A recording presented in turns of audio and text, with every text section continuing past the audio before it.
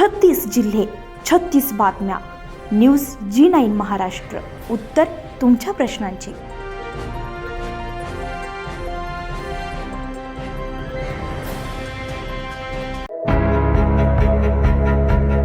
अक्षय तृतीयानिमित्त आयोजित करण्यात आलेल्या वार्षिक ओम जगद्गुरू जनशांती धर्म सोहळ्यात जय बाबाजी भक्त परिवाराच्या वतीनं यंदाही लाखो भाविकांच्या उपस्थितीमध्ये दिनांक 18 एप्रिल ते 25 एप्रिल 2026 या पर्व काळात हा सोहळा विविध धार्मिक आणि आध्यात्मिक कार्यक्रमांनी साजरा केला जाणार आहे.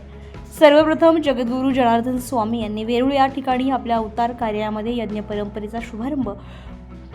सोबतच या सोहळ्यात जपयज्ञ, महिला जप, अखंड नंदादीप तसेच 108 कुंडात्मक यज्ञ यासाठी भव्य दिव्य मंडप यांसारख्या उपक्रमांच्या कार्यक्रमादरम्यान जय बाबाजी भक्त परिवाराच्या वतीने विविध धार्मिक विधींचं आयोजन करण्यात आलंय. याबाबत सविस्तर माहिती विवेकानंद महाराज यांनी दिली आहे. या धर्म सोहळ्यासाठी परिसरात विशेष व्यवस्था करण्यात आली असून भाविकांसाठी प्रसाद आणि निवासाची देखील सोय करण्यात आली आहे. कार्यक्रमाच्या यशस्वी आयोजनासाठी जय बाबाजी भक्त परिवार परिश्रम घेत आहे. एकूणच अक्षय तृतीया निमित्त आयोजित हा धर्म सोहळा भक्ती, श्रद्धा आणि सामाजिक एकात्मतेचे प्रतीक म्हणून या ठिकाणी मुख्य प्रवेशाच्या ठिकाणी छत्रपती शिवाजी महाराज पुतळ्याची मांडणी प्रवेशद्वारासमोरच केली आहे. याबरोबरच भगवान शंकराची 21 फूट उंच मूर्ती, भारतातील सर्वात मोठी जगद्गुरू जनार्दन स्वामी महाराजांची 21 फूट उंचीची मूर्ती आणि परमपूज्य बाबाजींची विशेष श्रद्धा ज्या भगवान पांडुरंगावर होती त्यांची 15 फूट उंचीची मूर्ती या सोहळ्यादरम्यान भाविकांना दर्शनासाठी कार्यक्रमानिमित्त स्थापित होणार आहे. तरी या सोहळ्याला उपस्थित राहून परमपूज्य बाबाजींचा आशीर्वाद प्राप्त करून घ्यावा असं आवाहन जय बाबाजी भक्त परिवाराच्या वतीने करण्यात आले.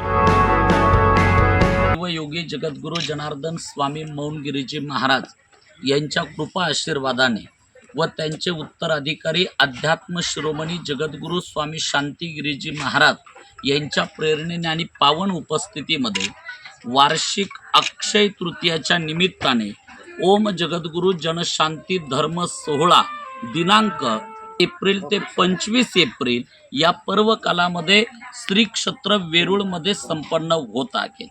अक्षय तृतीयेच्या पावन पर्वावरती हा यज्ञ जपानुष्ठान सोहळा संपन्न होत असताना या यज्ञाची विशेषता ही आहे का संत श्रेष्ठ जगद्गुरू जनार्दन स्वामींनी त्यांच्या जीवन कार्यामध्ये सगळ्यात प्रथम यज्ञ अक्षय तृतीयाच्या पर्व कालावरती वेरूळमध्ये वार्षिक अक्षय तृतीयाला यज्ञ प्रारंभ केला आणि म्हणून दरवर्षी पंचकुंडात्मक यज्ञ असेल, कधी नवग्रहांचा नवकुंडात्मक असेल, पण यावर्षी पूज्य जगद्गुरू स्वामी शांतिगिरीजी महाराज यांच्या प्रेरणेने 108 कुंडात्मक यज्ञ हा अक्षय तृतीयाला संपन्न होतोय.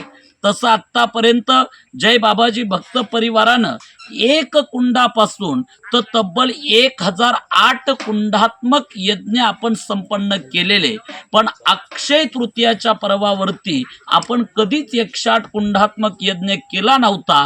तो यज्ञ आपण प्रथम या ठिकाणी संपन्न करतोय.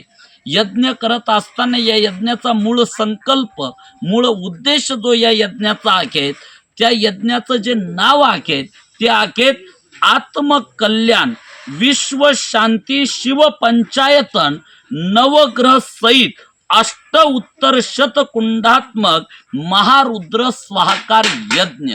108 कुंडांवरती या ठिकाणी हवन केल्या जाणारे शिव पंचायतनचे 5 कुंड असतील, नवग्रहाचे 9 कुंड असतील आणि इतर कुंड देवी देवतांचे असे एकूण 108 कुंडांवरती हवन होणारे.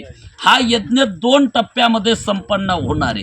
प्रथम 3 दिवस म्हणजेच 19, 20 आणि 21 एप्रिल असा 3 दिवसाचा जो यज्ञ असेल, ज्यामध्ये फक्त पती पत्नी लक्ष्मी नारायण यजमान त्या ठिकाणी सहभागी होतील. त्यानंतर दुसऱ्या टप्प्यामध्ये दिनांक 23, 24 आणि 25 एप्रिल असा पुन्हा दुसरा टप्पा 3 दिवसाचा यज्ञ होईल, ज्यामध्ये फक्त 108 पती पत्नी आणि रोज 3-3 तासासाठी फक्त माता भगिनी सिंगल पूजे करता त्या ठिकाणी बसतील. असा 2 टप्प्यामध्ये यज्ञ संपन्न होतोय. 8 दिवस या कार्यक्रमामध्ये जगद्गुरू जनार्दन स्वामींनी जी पहिली परंपरा सुरू केली अनुष्ठानाची, त्या परंपरेप्रमाणे 8 दिवसाचं अनुष्ठान इथं संपन्न होईल. ज्या अनुष्ठानामध्ये हजारो महिला पुरुषांना 8 दिवस मौन असेल, 8 दिवस फलाहाराचं व्रत करतील. त्यामध्ये काही भाग्यवान 8 दिवस फक्त हवेवर अनुष्ठान करतील, काही भाग्यवान फक्त पाणी घेऊन अनुष्ठान करतील, काही भाग्यवान फक्त दूध घेऊन अनुष्ठान करतील, काही भाग्यवान फक्त फळं घेऊन अनुष्ठान करतील आणि बाकी सगळे भाग्यवान 8 दिवस फलाहार म्हणजे जे उपवासाला चालतं ते घेऊन 8 दिवस इथं निवास करून कमीत कमी 8 दिवसामध्ये एक व्यक्ती 1.25 लाख गुरु मंत्राचा जप त्या ठिकाणी करल. अनुष्ठानाबरोबर अखंड नंदादीप इथं संपन्न होईल. तेल जळे तूप जळे विघ्न टळे या न्यायानं 8 दिवस अखंड ज्योत पेटती राहील आणि त्या अखंड ज्योतीच्या साक्षीने दिवस रात्र त्या ठिकाणी गुरु मंत्राचा जप चालल.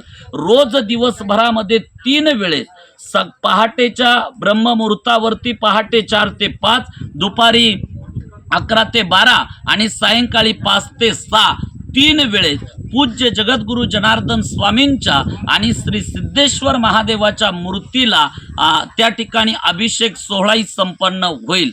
अशा पद्धतीनं 8 दिवसाच्या कार्यक्रमामध्ये अनेक थोर साधू संत, राजकीय, सामाजिक, आध्यात्मिक क्षेत्रातील अनेक मान्यवर या कार्यक्रमामध्ये त्या ठिकाणी हजेरी लावतील. अशा पद्धतीनं पूज्य जगद्गुरु स्वामी शांतिगिरी महाराजांच्या नेतृत्वामध्ये, त्यांच्या प्रेरणेने, त्यांच्या आशीर्वादाने आणि त्यांच्या उपस्थितीमध्ये जय बाबाजी भक्त परिवाराच्या माध्यमातून पूज्य जगद्गुरु जनार्दन स्वामींनी सुरू केलेला अक्षय तृतीयाचा यज्ञ अनुष्ठान सोहळा मोठ्या उत्साहामध्ये 18 एप्रिल ते 25 एप्रिलमध्ये संपन्न होईल. 8 दिवस येणाऱ्या हजारो लाखो भक्तांना अन्नक्षेत्र सुद्धा त्या ठिकाणी सुरू राहील. म्हणून मी आपल्या सर्व पत्रकारांच्या माध्यमातून, सर्व वर्तमानपत्र, इलेक्ट्रॉनिक मीडियाच्या माध्यमातून आपल्या सगळ्यांना या कार्यक्रमाचं आग्रहपूर्वक निमंत्रण या ठिकाणी समस्त आयोजन समितीच्या वतीनं या ठिकाणी देतो. धन्यवाद. न्यूज जिनेन महाराष्ट्रासाठी गणेश पाटील साळुंके, गंगापूर, छत्रपती संभाजीनगर.